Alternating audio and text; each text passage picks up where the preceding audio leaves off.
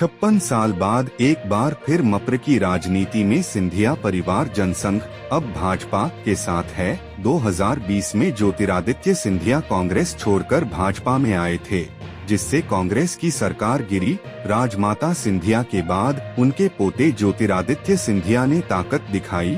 अब विधानसभा चुनाव में ग्वालियर, चंबल में भाजपा की जीत को सिंधिया से जोड़कर देखा जा रहा है। मौजूदा स्थिति में 34 सीटों में से कांग्रेस के पास 17 सीटें हैं। 2018 में कांग्रेस ने ग्वालियर, चंबल में 26 सीटें जीती थीं।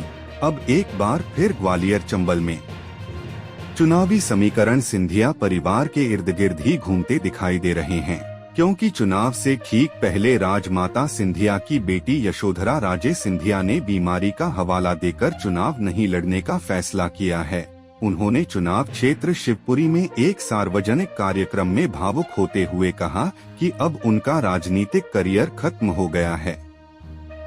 कांग्रेस को चुनाव में बहुमत मिल रहा था, लेकिन उसका वोट बैंक लगातार खिसक रहा था, जबकि जनसंघ का वोट प्रतिशत बढ़ रहा था।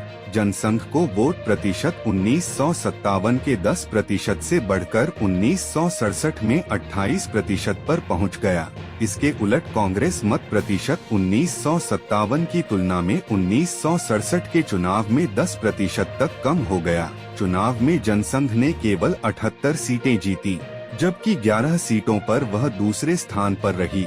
हालांकि जनसंघ को बड़ी जीत मालवा में ही मिली, जहां से उसे 78 में से 43 सीटें मिली, जबकि महाकौशल व छत्तीसगढ़ से क्रमशः 9 व 10 सीटें मिली। विंध्य में जनसंघ को केवल 1 सीट ही मिली। छत्तीसगढ़ कांग्रेस का गढ़ बना रहा, जहां उसे 86 सीटों में से 62 सीटों पर सफलता मिली। महाकौशल में 64 में से 50 सीटें मिली।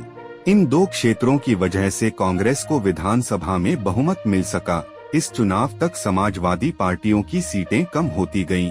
खास बात यह है कि इस चुनाव तक जनसंघ अनुसूचित जाति के मतदाताओं में भी अपनी जगह बना चुका था। इस वर्ग की 38 में से 15 सीटें जनसंघ ने जीती थीं। 1967 के विधानसभा चुनाव में सीटें 288 से बढ़कर 296 हो गई थी। साथ ही यह आखिरी विधानसभा चुनाव था जो लोकसभा चुनाव के साथ संपन्न हुआ। इसके बाद से दोनों चुनाव अलग अलग होते आए हैं।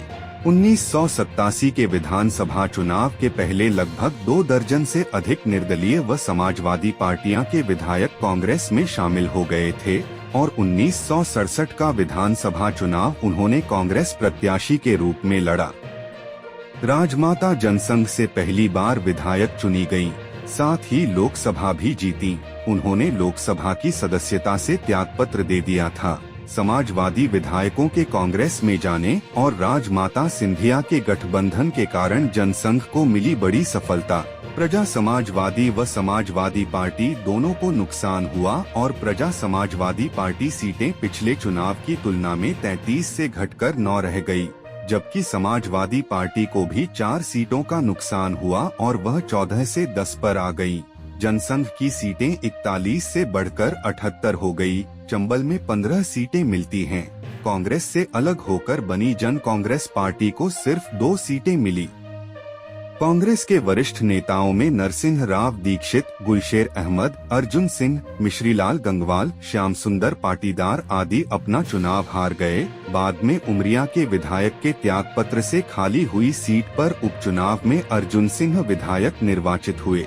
संयुक्त समाजवादी पार्टी के भी कई वरिष्ठ नेता जगदीश जोशी, श्रीनिवास तिवारी, पुरुषोत्तम कौशिक, श्याम कार्तिक आदि चुनाव हारे। जनसंघ से चुनाव हारने वाले बड़े नेताओं में सुंदरलाल पटवा, लखीराम अग्रवाल, लक्ष्मी नारायण पांडे, बाबूराव परांजपे आदि